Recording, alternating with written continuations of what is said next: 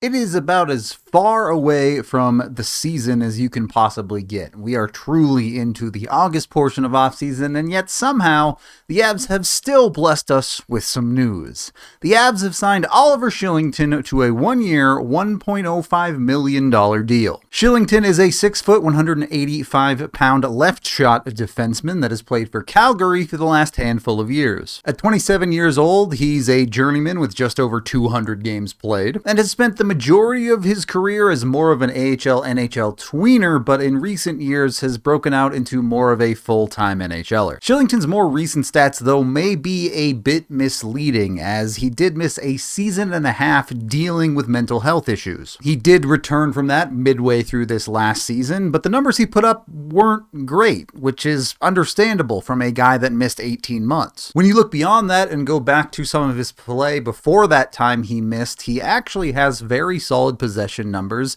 and posts underlines that aren't great, but are fine. At his best, he helps you a little bit on the defensive side of the puck and can bring some offensive punch. Particularly is a pretty good goal scorer for a guy projected to be a third-pairing defenseman. The Avs had an opening in their bottom pair like they did earlier in this offseason. I think Kylington was someone that made a lot of sense and someone we had brought up on the podcast. But as it stands, the Avs defense is starting to get a little crowded. Obviously, Taves and Makar at the top. You have Girard and Manson as your second pair. And then the Avs already had signed Brandstrom and DeHaan for that third pair, as well as having Sam Malinsky in the organization. So when you add in Kylington, that makes 8D, which depth is all well and good, but I think there are a few things that you need to investigate here. Number one, that contract that the Avs gave Kylington, a 1 by 1.05, that is more than what they gave both DeHaan and Brandstrom.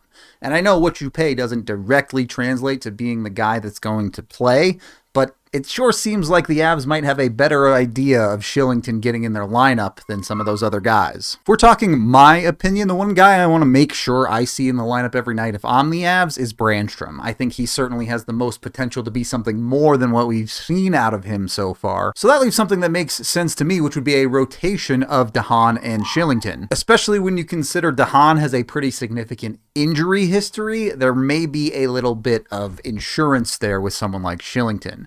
Now, with that being said, DeHaan's defensive metrics have historically been significantly better than Kylington's. In that scenario, you're reading Kylington as a 6-7, which I think makes pretty darn good sense. The other scenario where I think this starts to make sense is ultimately a trade. There has been a lot of talk and rumors about trading one of Sam Girard and Josh Manson off of that second pairing. The Avs already have someone like Brandstrom, who I believe might have that level of upside and could fit a very similar archetype to someone like Sam Girard. Or if Kylington can get back to his peak, he was playing 18 minutes a night in Calgary and put up 31 points in 21-22. That can play on a second line. That seems like more of an anomaly year for him though, and he seems to fit better as a bottom pairing guy. That scenario, you would get Sam Malinsky back into that number 7 spot instead of the number 8 spot, and you might feel a little bit more balanced about the Avs lineup. That combination with DeHaan as the quality defensive anchor for them, you now have DeHaan and Manson in your bottom 4 to do that effectively, and you'd end up with Brandstrom and Kylington to do the offensive heavy lifting. That's all speculation though. I don't know if the Avs are actually planning to trade anyone, and the other scenario feels okay too.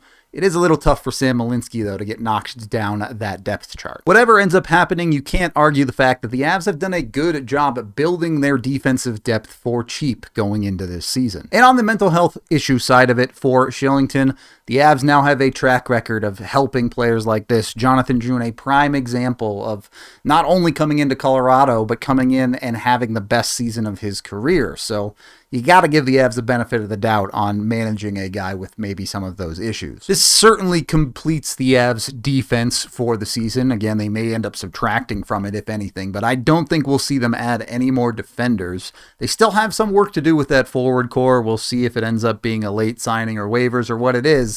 But for now, this is probably the last bit of news we'll hear from the Avs for a good little while.